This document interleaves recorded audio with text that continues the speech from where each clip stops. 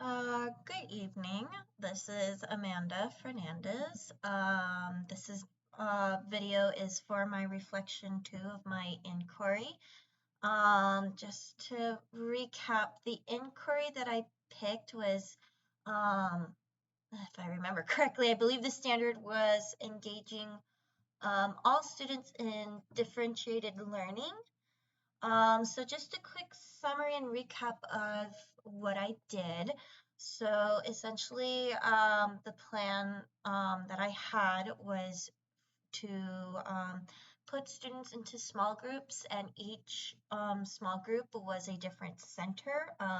Specifically, we called this math centers, and each group of students, which was roughly about between 5 to 6 students in each group, would stay at each center for about 15, sometimes 20 minutes, depending on the day. For this particular day, it was only 15 minutes. Um, and and in the centers, each group had something different. There was a teacher group, a work group where the students have to complete 1 to 2 worksheets. And then we had 2 computer groups. One computer group was a GimKit where students had to answer questions that were related to perimeter and area.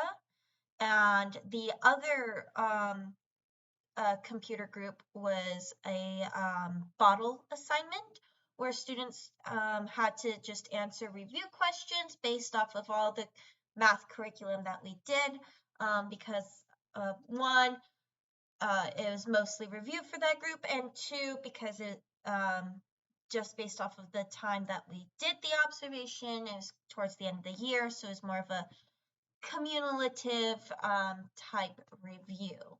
So there's a little bit of everything that the students should have known before they came and saw me, before they came and worked with me, as well as what we've learned with each other. So some good things that happened in the math centers during observation. One, the students knew every single group that they were assigned to.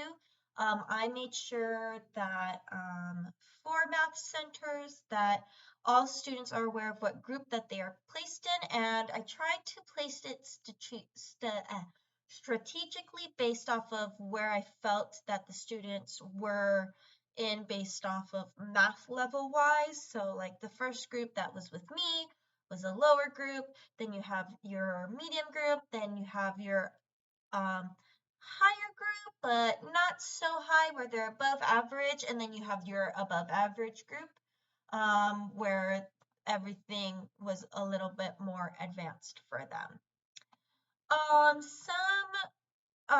Another strength that I noticed was every group that came with me, they were very focused, they stayed on task, and I think part of the reason was one, they're in a group with their teacher, but two, I tried to engage them in easy review questions, and we tried to make it kind of interactive as much as possible, and the students were using their whiteboards, and knowing my students, they enjoy using their whiteboards and whiteboard markers any chance that they get. Some weaknesses that I definitely have with math centers that I have to work on is one, just the variety of math centers that I've used. Because I didn't really have a wide variety of math centers or math related tasks that they could be doing. It was mostly either they were working with me, they were doing worksheets, or they were on the computer. And we all know, especially in this day and age, that computers and sometimes kids know how to cheat the system and they can tend to get off track, which was a very common theme, especially for my friends who were in the bottle assignment group and not on the GimKit group. It was mostly that particular group when they were on the bottle assignment. Most of them knew, hey, you know what, the teacher's not checking to see if we're on there. So we can easily move about the World Wide Web when we want to, versus GimKit, I have full access to see who's on and who's not. Another weakness that I really want to work on is just the variety of groups. So I don't want to solely heavily rely on half of my groups being tech-based, even though that's kind of a big thing now these days. That's not solely something that I want them to focus on. One, because it can be a distraction and not a helpfulness, but two, I want students to be more hands-on and kind of doing other things with their hands besides always typing and looking at a computer screen. So definitely needing more math manipulatives on my part would definitely, I think, make this second inquiry a bit better and maybe a little bit more engaging. And let me see. And I think also what I should do, especially next time I try this next year with my new group of students, is maybe when I put them in groups, maybe instead of putting like lower group, two medium groups, and then higher group, maybe what I'll do is I'll try to do like a mix, like, okay, maybe there's going to be some people who can help these lower students versus students who, if they're all on the same level, they're not unable to really help each other.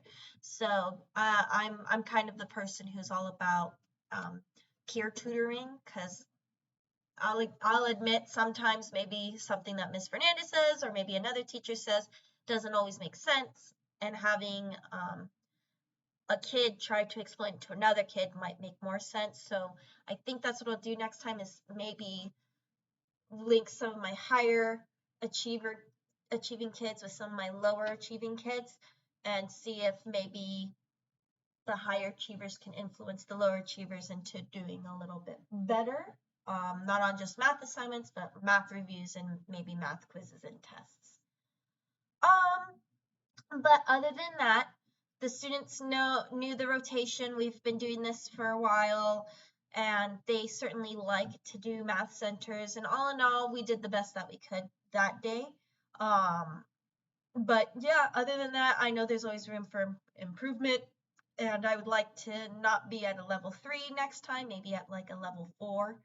But I know it's a learning process and we're just getting through it. So, but other than that, it was a good time, and we tried to engage the students as much as possible in many different ways, but I know there's definitely better alternatives for some of the things in this observation. Other than that, this is Amanda Fernandez. Thank you for listening to my reflection. Thank you.